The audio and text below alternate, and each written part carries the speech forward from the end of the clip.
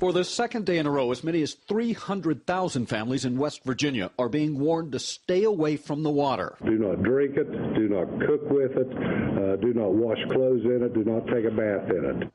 That is a warning you don't hear very often in this country. Don't drink the water. Not only don't drink it, don't even touch it. Don't do anything but flush it down your toilet.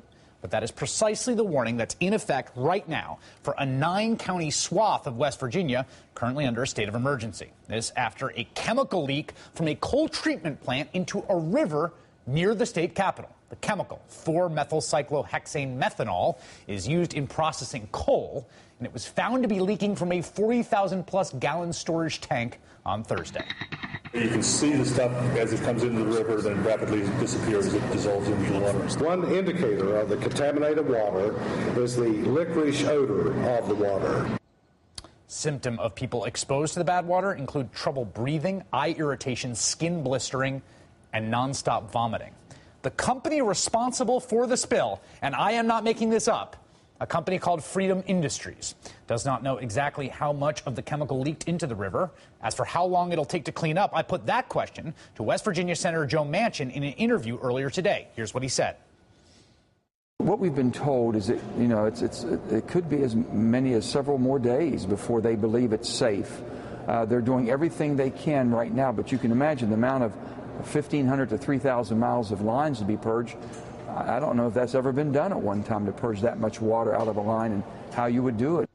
In the meantime, people in the affected counties are lining up at water distribution centers, which have been set up around the region to help them access clean water.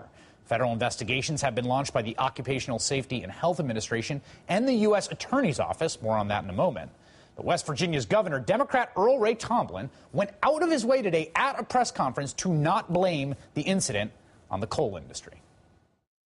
Let me just make it very clear that this was not a coal company incident. This was a chemical company, that's used in processing this coal, as I understand it. But obviously, it was not a coal company. It was a chemical company that let the breach in the tanks that's holding this particular chemical.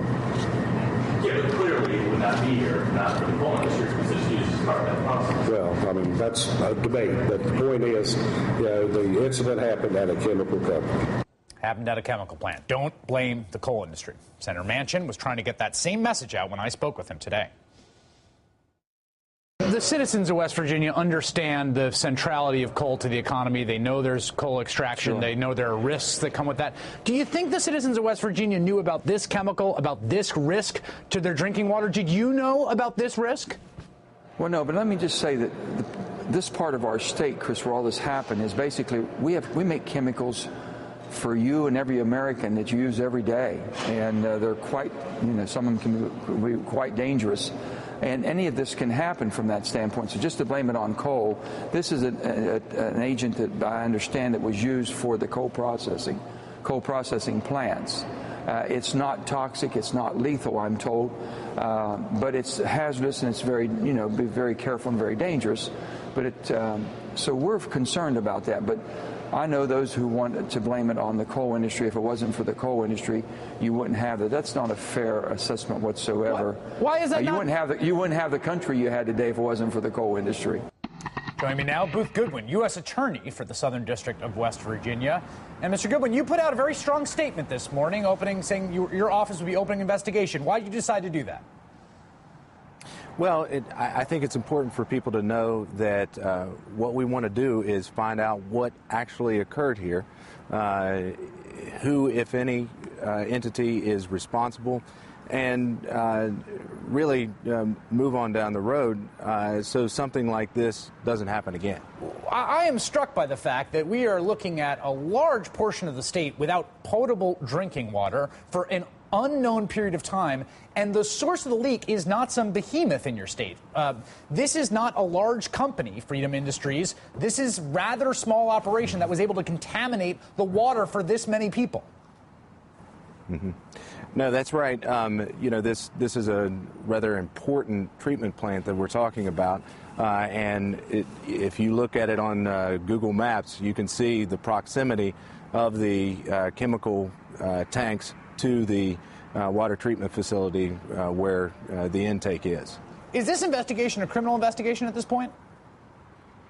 It's too early to say whether it will result in criminal charges, obviously. What we're doing is we're gathering the evidence. We want to talk to the individuals involved, any employees or anyone that might have information, review records, and see where we go from there. The very real possibility is that even a negligent release of a chemical of this source into a water supply could bring my office into the mix. You're a U.S. attorney in West Virginia. It's a state that has been dominated by the extractive industries, particularly coal, for a long time. Do you ever experience political pressure when you start sniffing around the coal industry? You know, I really don't. This is a unique role, and in fact, my office is engaged in an ongoing investigation regarding the Upper Big Branch mine disaster that I'm sure you're aware of. Yep. I really don't get any pressure concerning that. All I'm trying to do is keep people safe, and everybody can get behind that. U.S. Attorney Booth Goodwin, thank you so much for your time. Thank you. Coming up, a special all-in Friday night tournament of corruption. What state in the U.S. is the most corrupt? And will the Chris Christie bridge scandal put New Jersey on top? Find out ahead.